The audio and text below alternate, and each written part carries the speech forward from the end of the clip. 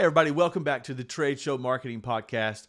And today we're talking about designing an impactful trade show booth and three key elements to that. We've got some great points to take you through today, and then we'll leave you with some action items, some things that you can do as soon as you get done today. Start providing a better positive ROI for your trade show experience and exhibiting at different events. So let's get started.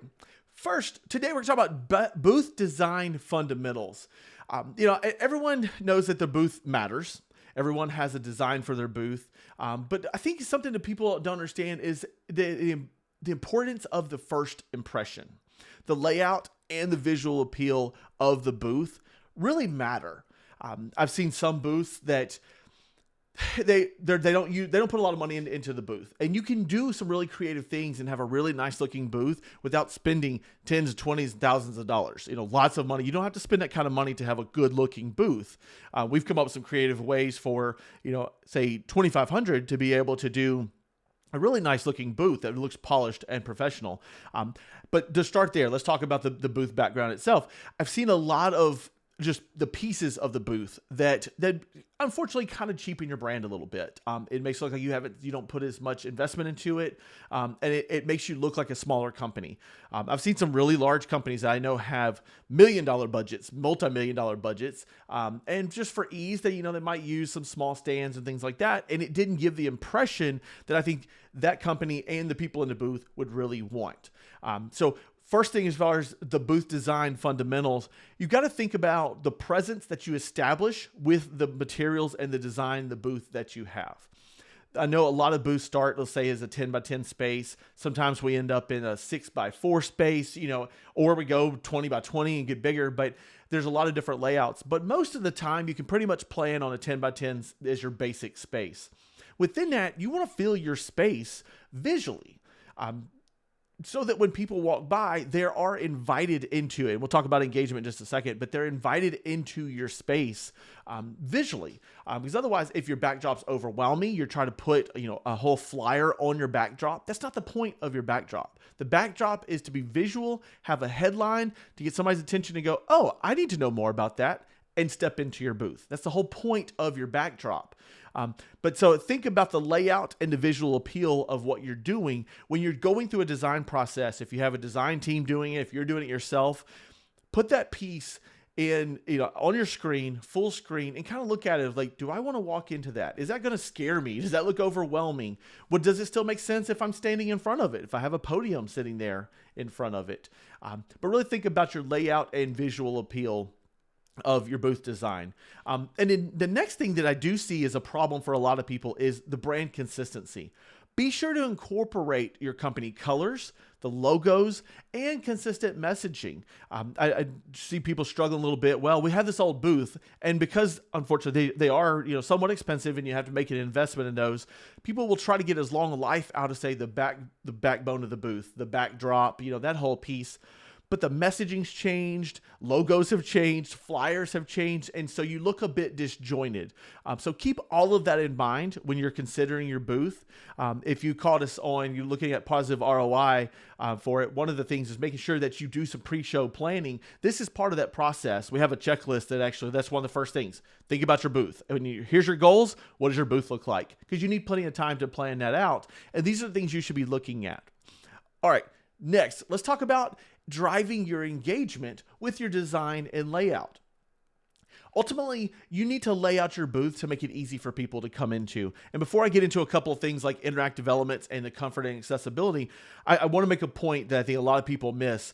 Trade shows, when they set up a trade show for you and say, here's your space. You walk in and you usually have a 6-foot table, a couple of chairs. It probably has some kind of curtain backdrop, and they're like, here's your booth. It might be wide open without the curtain backdrop, but often you're provided with a table and chairs. First thing you should do when you get into that booth is fold up that table and stick it over to the side or give it back to the trade show people. Never put the table at the front of your booth so that you're standing behind it. You're completely killing your engagement. It's standoffish to you. You kind of like, hey, I need to have a barrier to you, which puts off you people that are walking by. And people that are attending trade shows and walking the expo booths, they are looking for products, but people don't want to talk to you as a salesperson. They just don't. They would hope that you won't be there so they can grab a flyer and all your promo items and run. And so with that table there, you immediately make it very hard for them to kind of casually walk up and feel like they can casually walk away when they're ready to be done with the conversation. So get rid of that table. All right, let's talk about interactive elements. How are we going to get people into our booth? We've designed a good-looking booth that seems inviting. It's not overwhelming. It's on brand, right messaging. How do we get people in? I highly recommend one of three things, and these go into very broad categories, but some type of demo so that there's interactivity, some type of game, and some type of technology integration. You don't have to do all three. In fact, doing one is the most important. So I'm going to do this one, and that's what our draw to get people into the booth will be. I would try not to pile on too many. Maybe one or two, maybe like, hey, we can do a demo if somebody's really interested, but ultimately our main driver is get them to do this game. Some examples that we've seen that have worked well. Years ago, one of our staff was working at a trade show and their theme was race car themed. So they actually bought a door of a race car so that you could come and take a picture so it looked like you were in the race car, in this race car door. Simple, fast, and easy, but very interactive. And that brings me to another point. Any of these things that you're doing, try to make them fast. They need to be really easy to implement and carry out. If it's like very complicated, I've seen people do like Wii games, for instance. Well, you got to set it up and get people in, get them a controller, tell them how to play. You're drawing out for several reasons. You're drawing out their time so they get impatient, and you're wasting a lot of time on one attendee. When you're trying to meet thousands, hundreds to thousands of attendees, you don't want to waste that much time. You want it to be quick and easy. I've seen some people, it'll do like a slot machine that you can customize the reels. So like they pull the thing and, it pops up and it's like, hey, you get so-and-so promo item, or you get this coupon or this discount. Plinko wheels that, you come and spin the wheel and that's like the promo item you take with you. All of those are quite effective and they're fast. So whatever you're doing with this interactive element, make it fast and easy to do.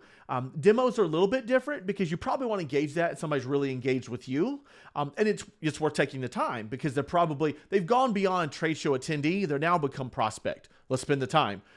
If you can sell it. So, demos are a little bit different, but to me, demos are kind of like a step two, kind of a plan B for when people are really engaged. You want something that's quick and easy to get them in and out.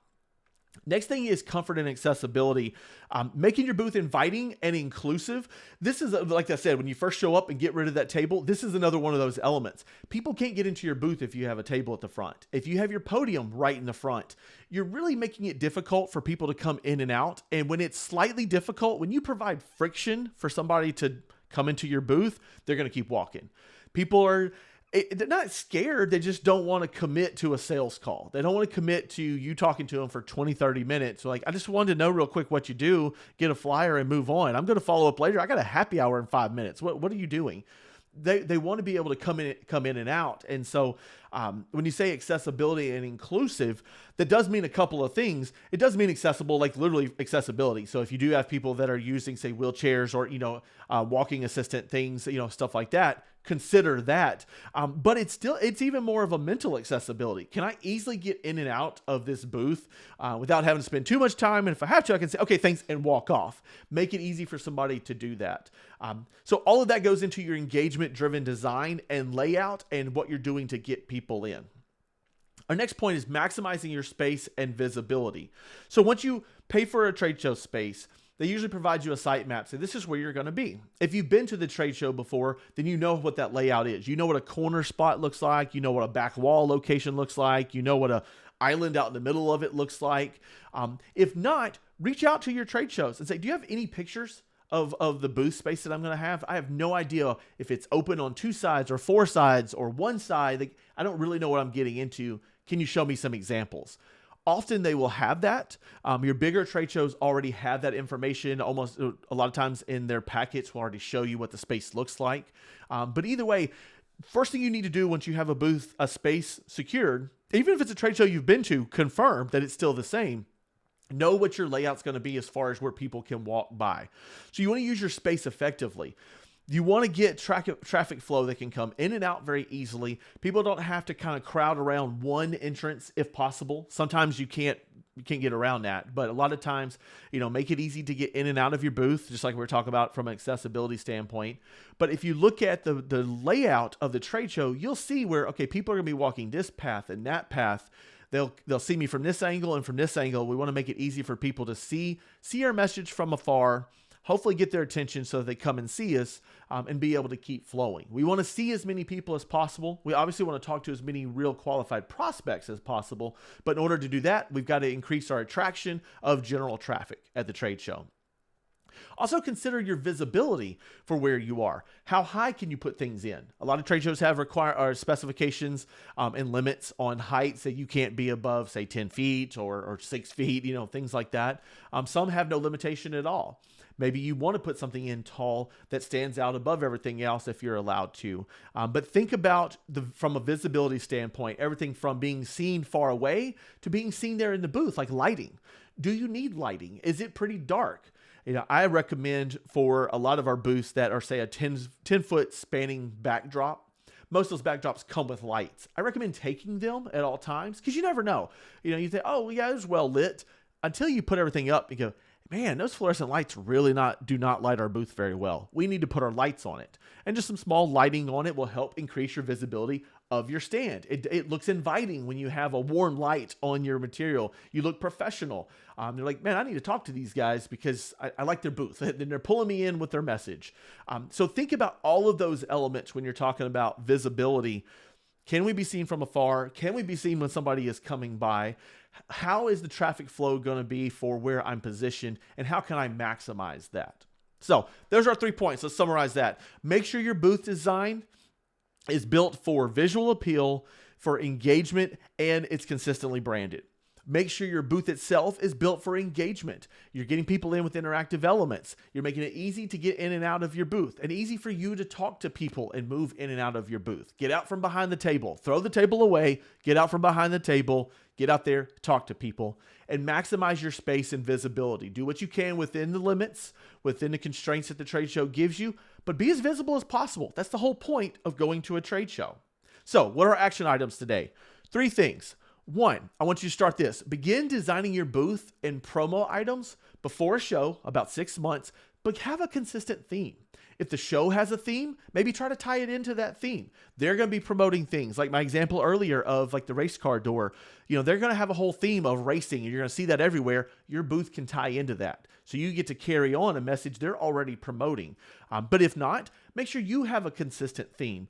We have a client that's talking about one of their selling points is sustainability. Well, with that, we're doing recycled promo items.